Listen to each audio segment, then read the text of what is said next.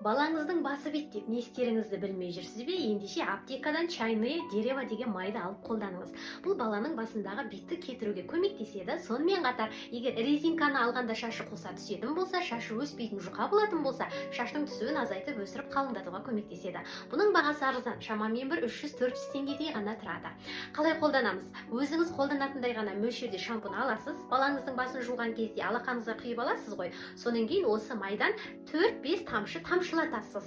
Сосын жақсылап тұрып араластырасыз да, баланың басын кәдімгідей шампунмен жуғандай жуып тастайсыз. Егер басында биті болса, міндетті түрде артынан мынандай сірке тарақпен тарап тастаңыз. Осылай аптасына бір рет қолдансаңыз, бір ай бойы үзбей қолданатын болсаңыз, Құдай қаласа, балаңыздың басының биті кетеді. Оған қоса жаз келе жатыр, жазда биттеуден сақтануға көмектеседі. Сонымен қатар тура осы кеңесімді қолданған, чайное деревоны қолданған курсыма қатысушы әйелдің қызының мынау нәтижесі, маңдай жағында шашы жоқ болатын, сирек болған көріп тұрсыздар. Осы майды қолданғаннан кейін қалыңдап өскен. Ал мына қыздың маскаларды қолданғаннан шашы осылай қалыңдап өскен.